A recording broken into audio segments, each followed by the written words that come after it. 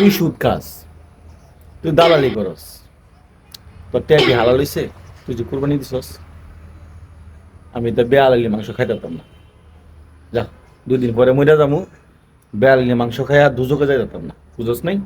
তোর মাংস তুই খাগা। আরে ভাই তুমি এনে তোমার সকাল থেকে খুঁজতেছি, সারা দুনিয়া খুঁজতে লাইছি, তুমি এনে বয়ে রয়েছো। কি হইলো? আমার তো সারা দুনিয়া খুঁজুন লাগে, আর কে লে খুঁজস? কি হয়েছে ক? 5 লাখ টাকা কুরবানি দিছি আর তুমি এনে বয়ে রয়েছো। বাটটা ট্রেন দিয়ে তোমার খুঁজতেছি, তোমার পাই না, তুমি এনে বয়ে রয়েছো। ল আমার লগে অক্ষণে যাইবে। যা, তোর কুরবানি তুই খাগা, তোর কুরবানি আমি খাইতাম না। যা। কে কি হয়েছে? খাইতে না গেল লিগে? তুই সুদ খাস, তুই দালালি করস, তোর ট্যাগ কি হালাল হইছে? তুই যে কুরবানি দিছস, আমি তো বেয়ালালি মাংস খাইতাম না। যা, 2 দিন পরে মইরা যামু, বেয়ালালি মাংস খাইয়া দুজকে যাই যেতাম না, বুঝস নাই? তোর মাংস তুই খাগা। আরে এটা কি কও?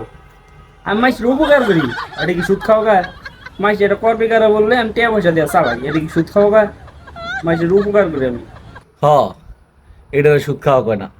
এই যে সলিমের পুত্রে যে বিদেশ পাঠাইছ, 10 লাখ টাকা যে তুই মাইরা দিছিস বেড়ার, এটা কি তোর সুদ খাওয়া হয় নাই? দালালি করছিস না তুই? এই গরিব মানুষ জমি জমা বেচা, বিড়া বাড়ি বেচা, এরা তার পুত্রারে বিদেশ পাঠাইছে, আর তুই তার 10 লাখ টাকা মাইরা দিছস।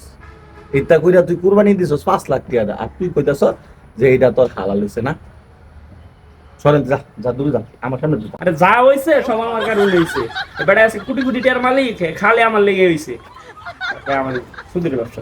হইছে, এইটা কেন লইয়া চলস দেখে তো সমস্যা। বেটা রাস্তাঘাটে বাজারে যেই নই পায় মানুষের লগে আলাপ করে, তুই 10 লাখ টাকা মাইরা দিছস। তুই তার 10 লাখ টাকা ঘুষ খাইছস, তার তোর কারণে বলে বেটা বই দিয়েছে। এখন কোটি টাকার মালিক হয়েছে, ঠিক আছে মানলাম, তুই তো বেটা টেরা খাইছস, এটা কি হালাল হইছে? আচ্ছা যা, এত বেশি বোঝা লাগতো না। তুই তোর মাংস খাগা, আমি তোর মাংস খাইতাম না। তুই দূরে যা, আমার সামনে তো জায়গা। আরে যাও যাও, খাইলে খাবে না খাইলে নাই। এত আদা পারতাম না, আদার দরকার খাচ্ছি, খাইলে খাবে না খাইলে নাই। কত লোক আছে খাওয়াই না।